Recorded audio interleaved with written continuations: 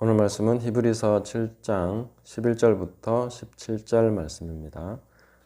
레위 계통의 제사 직분으로 말미암아 온전함을 얻을 수 있었으면 백성이 그 아래에서 율법을 받았으니 어찌하여 아론의 반차를 따르지 않고 멜기세덱의 반차를 따르는 다른 한 제사장을 세울 필요가 있느냐. 제사 직분이 바꾸어졌은즉 율법도 반드시 바꾸어지리니 이것은 한 사람도 제단 일을 받들지 않는 다른 지파에 속한 자를 가리켜 말한 것이라. 우리 주께서는 유다로부터 나신 것이 분명하도다. 이 지파에는 모세가 제사장들에 관하여 말한 것이 하나도 없고 멜기세덱과 같은 별다른 한 제사장이 일어난 것을 보니 더욱 분명하도다. 그는 육신에 속한 한 계명의 법을 따르지 아니하고 오직 불멸의 성령의 능력을 따라 되었으니 증언하기를 내가 영원히 멜기세덱의 반차를 따르는 제사장이라 하였도다. 아멘. 오늘 이 말씀을 통해서 두 가지 살펴보려고 합니다. 하나는 말씀 한 구절의 위력과 또 하나는 온전한 삶에 대해서 살펴보려고 합니다. 멜기세덱에 관해서는 창세기에 한번 등장하고 그 다음에 히브리서에 등장하는데 그 중간에 딱 한 번 시편 110편 4절에 다윗이 쓴 시편에 기록이 되어 있습니다. 이 한 구절이 지금 우리가 읽고 있는 히브리서의 이 중요한 논지를 펼쳐가는 근거 구절입니다. 그리고 이것을 통해서 얼마만큼 바뀌느냐 하면 제사직분, 율법의 어떤 그 목적과 의미까지도 확 바뀌어버립니다. 그래서 이 한 구절이 얼마나 대단한 위력이 있는가. 모든 것을 뒤집어 버리는 거죠. 다르게 볼 수 있는 그런 근거를 제공했다. 이렇게 볼 수가 있습니다. 그럼 이것은 다윗의 시편인데 다윗은 어떻게 이것을 예언할 수 있었을까요? 다윗의 삶을 찬찬히 살펴보면 다윗이 큰 실수를 범하고 범죄했던 시간이 있습니다. 그것은 우리아의 아내 밧세바를 범하고 우리아를 죽게 만들고 하는 그런 과정이죠. 거기에서 시편 51편이 나오는데 그 시편 51편은 구약의 인물이 적었다고 볼 수 없는 그런 내용들을 담고 있습니다. 하나님이 번제와 제사를 기뻐하지 않으신다. 만약에 기뻐하신다면 내가 드렸을 것이다. 그가 원하시는 것은 상한 심령이다. 이런 것을 쭉 이렇게 얘기하면서 시편에 그 하나님 앞에 회개 기도를 드리고 있는데 다윗은 이미 그 당시에 레위 계통의 제사 직분으로는 죄가 완전히 씻어지지 않는다. 죄의 문제가 완전히 해결된 것이 아니다 하는 그런 내용들을 이해하고 있었다는 것이죠. 이것은 그림자이다. 네, 그걸 그러면 다윗은 어떻게 그걸 이해할 수 있었을까요? 그 이해할 수 있는 것은 한 가지입니다. 하나님을 향한 진정한 사랑과 그 하나님을 가까이 하고자 하는 친밀함에 대한 강렬한 어떤 갈증, 갈급함이 있는 사람이 그것을 깨달을 수가 있습니다. 하나님께 나아가고 하나님을 가까이 하고 사랑하려고 하니까 이 율법이라는 것이 오히려 내가 온전하지 못하다는 것만 계속 보여주고 있는 것이죠. 하나님을 사랑하도록 도와준다기보다는 죄에 대해서 계속해서 지적해주고 깨닫게 해주는 그런 쪽으로 작용하고 있다는 것을 보게 되고, 근데 하나님을 사랑하면서 나가려고 하다 보니까 하나님은 또 그거하고 상관없이 받아주시는 게 있습니다. 그 사모하고 사랑하고 나가니까 죄와 어떤 이것을 뛰어넘는 하나님의 어떤 것이 있더라는 거죠. 그것을 실제적으로 경험하게 됩니다. 그러면서 다른 것에 대한 어떤 시야가 열리고 그 당시에 창세기와 모세 오경은 다윗이 직접 읽을 수 있었던 성경 말씀이기 때문에요. 말씀을 곁에 두고 계속 보다 보니까 멜기세덱이 눈에 들어온 것이죠. 그 가운데서 기도하고 하나님 앞에 나아가고 하나님과 친밀함 가운데서 계속 살아가다 보니까 하나님이 이 지금의 레위 계통의 제사 직분을 주신 이유를 알겠고 또 하나님이 다른 제사장을 세우실 것에 대해서 멜기세덱이 바로 완성된 그런 삶의 모델이라는 것에 대해서도 이해하는 그런 영감을 받게 되는 것이죠. 이 예언이라고 하는 것이 그렇습니다. 그냥 아무런 사전 지식도 없이 어떠한 이해도 없이 이성이나 이런 것을 배제하고 예언이 그냥 탁 와서 이렇게 뱉어내는 그런 말이 아닙니다. 그 점쟁이와 예언의 차이가 아주 명확합니다. 예언이라는 것은 굉장한 이해와 깊은 어떤 그런 하나님과의 관계 속에서 우리가 엄청난 그 사전 지식과 이런 것들이 다 전제된 가운데서 나오는 것입니다. 하나의 영감을 탁 주시면 거기서부터 쭉 풀어낼 수 있는 것이 예언이 되는 것이죠. 그러니까 점쟁이는 아무런 지식도 없이 그냥 이것저것 집어내는 그런 것으로 볼 수 있지만, 하나님의 선지자가 예언을 하는 것은 일종의 미래학자가 미래를 예견하는데, 그 미래학자, 가장 뛰어난 탁월한 미래학자가 하나님으로부터 특별한 영감을 하나 딱 받으면 그걸 통해서 자신이 알고 있는 모든 지식을 쫙 풀어서 미래를 예측하고 얘기해 줄 수 있는, 그래서 가장 납득할 만하게 얘기해 줄 수 있는 그런 종류의 예언이 거의 대부분이죠. 물론 환상과 계시와 이런 걸 통해서 사전 지식을 뛰어넘는 그런 것도 분명히 있습니다. 하지만 우리가 하나님을 가까이 하고 하나님을 더 깊이 알아가고 그렇게 하는 동안에 상당한 이해력이 축적되게 됩니다.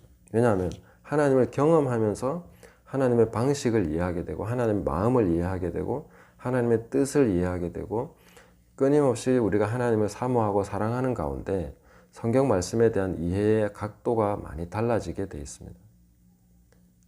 그걸 통해서 다윗은 하나님께서 세우시는 별다른 제사장에 대한, 다른 어떤 계통의 제사장에 대한 그런 이해를 갖게 되고, 시편 110편을 적을 때에 하나님께서 그런 영감을 통해서 하나님께서 멜기세덱의 반차를 따르는 그런 제사장을 통해서 이 죄에 대해서 완전히 죄를 이겨버리는 이런 삶의 그런 계통을 따르는 백성들을 세우겠구나.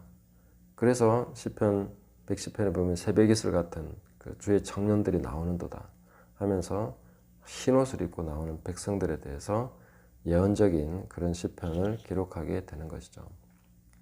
이것은 멜기세덱의 반차를 따르는 그 제사 직분을 통해서 이루어질 일이구나 하는 걸 보는 것이죠. 네. 자, 그래서 이 한 구절, 하나님을 깊이 알고 사랑하고 사모했던 사람의 적은 한 구절이 그 율법의 역사를 뒤집는 그런 역할을 하고 있다 하는 것을 볼 수가 있습니다. 또 하나는 이제 그러면 그 멜기세덱의 반차를 따라서 오는 그 사람들의 온전한 삶이라는 것이 뭘까? 저는 온전한 삶에 대해서 우리가 단초를 얻을 수 있는 내용들이 구약에부터 쭉 많이 있다고 봅니다. 특히 이제 욥기를 통해서 보면 욥은 연단을 받기 전에도 이미 하나님께서 칭찬하시는, 악에서 떠나고 순전한 사람이라고 칭찬을 하셨습니다. 그런데 다시 연단을 겪으면서 욥이 거의 완성된 모습을 이제 후반부에 가서 보여주는데, 그것은 회개하고 뚝 이렇게 됐는데 가장 중요한 특징은 축복하는 것입니다. 그 친구들을 축복했을 때에 그대로 하나님께서 그 일에 대해서 역사해 주시는 거죠. 자, 구약의 믿음의 그 조상들 한번 훑어보십시오. 아브라함, 이삭, 야곱, 요셉 이런 족장들의 삶을 쭉 보면 전부 다 마지막 단계에 가서는 축복을 하게 되어 있습니다. 모세도 그렇고요. 그런데 그 축복이 그냥 희망사항이 아닙니다. 이것은 그대로 이루어지는 예언적 축복입니다. 그러니까 그냥 그 자체가 하나의 하나님 말씀이 되는 축복인 거죠. 그 사람의 입으로부터 나온 것은 하나님의 말씀과 거의 같다는 것입니다. 그래서 모세가 축복하면 그대로 되는 거죠. 이삭이 야곱과 에서를 놓고 속았지만 야곱을 축복을 해버렸죠. 그러니까 그때 가서 이 이삭이 에서가 말하는 것을 통해서 깨닫습니다. 전에는 내 장자직분을 뺐더니 이게 두 번째라면서 할 때에 이삭이 왜 하나님이 자기를 통해서 축복을 하게 하셨는지를 깨닫고 그 축복을 철회하지 않습니다. 그리고 에서에게 너한테는 더 해줄 게 없다 하면서 그래 아버지로서 그냥 최선을 다해서 축복을 나머지 이제 해줄 수 있는 축복을 해주지만 그 말을 뒤집지 않는 거죠.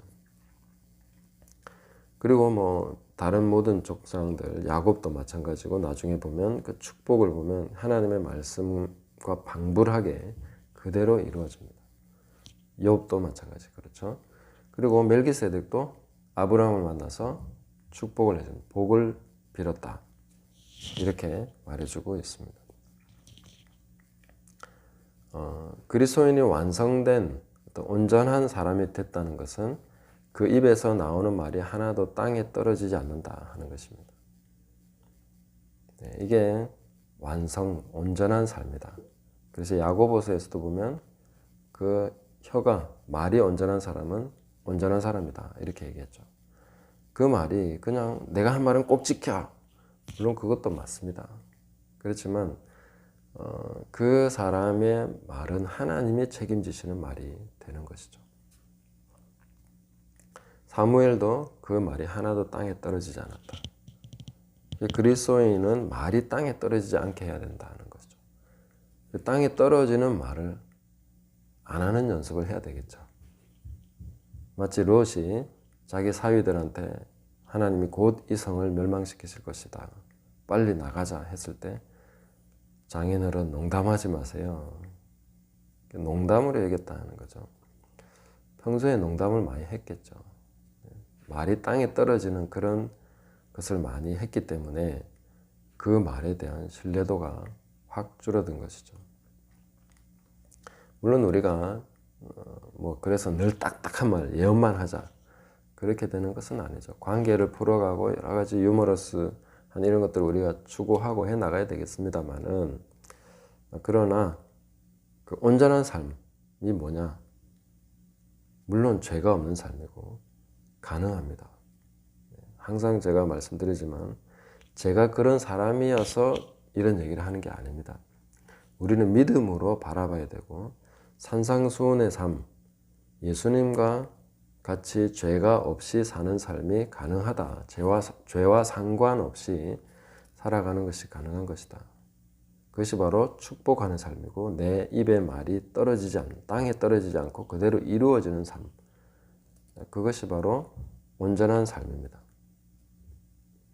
그리스도인은 그렇게 살아야 됩니다. 어떤 사람들은 온전한 삶 하면은 전혀 유혹을 받지 않는, 그래서 유혹에 대한 감각 자체가 없는 그런 것을 생각하기 쉽습니다. 그래서 그런 걸 목표로 계속 연습을 해요.